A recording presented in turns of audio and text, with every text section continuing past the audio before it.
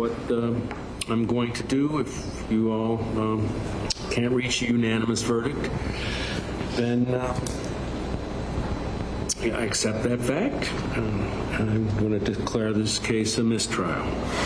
That's right, a mistrial declared in our Florida trial for Franklin Tucker yesterday. We hear about mistrials all the time, not often when the defendant is representing himself against murder charges. They just don't happen in those circumstances. Folks, welcome to the Law and Crime Network. I am Michael Bryant, and with me I have the defendant himself, along with his wife, Lauren Jenai. Hey, thank you both for being here. Just as a foundation for those who may be a little vague on this case, Mr. Tucker was charged in the 2017 stabbing death of Matthew Bonnet, but says he wasn't there, and there was actually a surviving victim, Paula Belmonte, who also says the defendant is innocent. And clearly, at least somebody on the jury felt there was not enough evidence to prove guilt. So let me ask you guys, first of all, thank you for joining today. I appreciate it. Mr. Tucker, I'll call you Ty. Can I call you Ty? You sure can. Okay, so, the last 24 hours had to be just a roller coaster of emotion. Take me back to that moment that you heard that this thing was a mistrial. Well, to be honest, we kind of knew it was going to go that way after it came back deadlocked the first time. And actually, as the time went along and it got hour after hour, it started getting longer and longer. It's like, well, obviously they're back there fighting about something. So, the chances of a mistrial became greater as time went on. Yeah, I was on the air covering the trial yesterday, and when I left, the jury had the case for about 4 hours, and I said, this is working its way toward a mistrial, even though there were a number of charges they had to deal with, and that in itself would take time. So I was not all that surprised, but then I wasn't the defendant who represented himself sitting there waiting to see if, you could have been going to the lockup at that time last night instead of, sitting in your hotel room in Key West waiting to go home to the Portland area where Lauren is. Let me ask you a quick question, Lauren. So quite the supporter you've been of this rascal. How do you feel? Well, it's been very hard, long road. Obviously, yesterday I was on pins and needles all day waiting to hear what the jury would come back with. And as Ty said, as time went on throughout the day, it became, obviously there was some disagreement, and it was likely it would be a hung jury. So yeah, it was very intense though, as you can imagine, sitting there waiting and I can only imagine. So Ty, I was thinking about this case as it developed, and of course there's that analysis. Why wouldn't you take a plea deal? It means you get to walk. But I totally respect hey, I didn't do it. I'm not saying I'm guilty of anything. But why do you think it was they offered you such a sweet plea deal? It makes it sound to me like the case was bad. I was about to say, you saw the case. I mean, you saw what they presented after 6 years. I mean, they were offering me plea deal after plea deal because they didn't want to go to trial, and then they took it to trial, and, well, I mean, you saw what they had. I mean, they had John Travis Johnson, which is exactly what we knew they would have. That's all there ever was, and to be quite frank, I mean, I got a mistrial this time. And I mean, but if I had been allowed to present my defense the way I was going to, then this wouldn't have ended the same way, I don't think. Okay, so let's talk about that.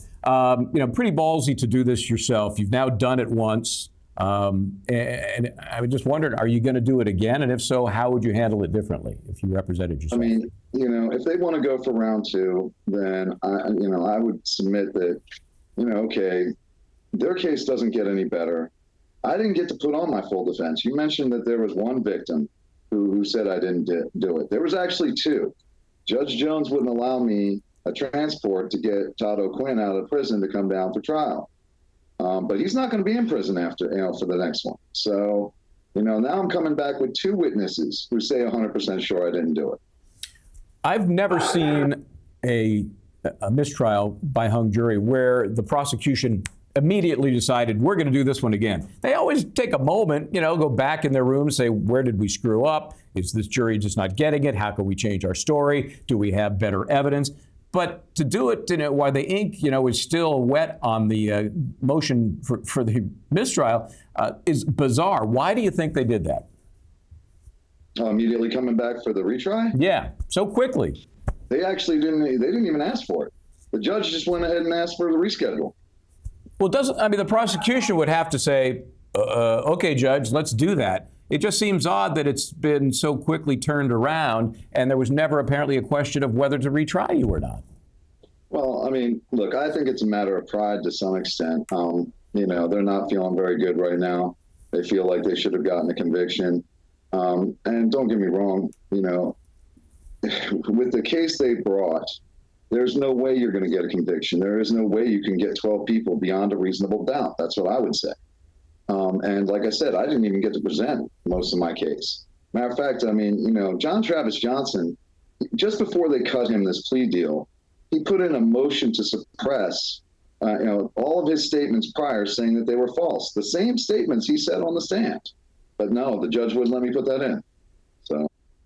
So you had advisory counsel. I assume they were sitting there at the table near you, by you, beside you, behind you. They're texting, texting sometimes. Yeah. So did you ever reach out? Was there any input that you found helpful from your advisory counsel? Oh, they were extremely helpful. I met with them in the morning. I met with them in the afternoon, sometimes at lunch. They have other cases they have to work. They've got another big one right here in Key West. But if I had an immediate problem, I just get on and text one of them. Also, Lauren was another one. If I needed something really quickly, I could text Lauren and she'd go dig it up for me and, just go ahead and email it to me, make sure I had it. Very nice. Very good to have support like that for so many reasons. So what about this gag order? Is it going to be reinstated? Where does that stand? To be honest, I don't know. The reason we vacated it is because, it was pointless. That was kind of the general outcome. Because, the prosecution came in one day and they tried to accuse me of violating the gag order. They didn't really have any proof. They said they were getting calls that I was doing interviews and this, that, and the other. But I was like, oh, well, that's ironic because I just heard, state attorney on the radio talking about the case, and he's saying the getaway driver, and he's basically pleading their case. And so rather than go to that fight, Judge Jones decided to just vacate the order. Wow.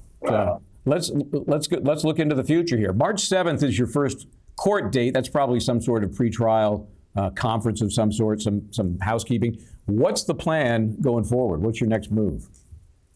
Well, at this point, a lot of people didn't catch this probably because the first JOA, which would be the judicial acquittal hearing that I had during the trial. I don't know if most of your viewers are aware of this, but as soon as the prosecution ended their case, I have the ability to go ahead and ask for a judicial acquittal.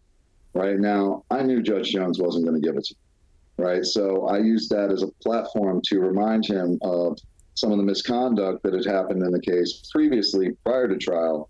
That he was bound to go ahead and dismiss this case with prejudice because of the Constitution of the state of Florida. And there's a point there when I'm discussing it. Now he doesn't want to discuss it. He's like, "This is not a JOA" and that kind of stuff. And no, it wasn't. It was just actually reminding him of how we got here.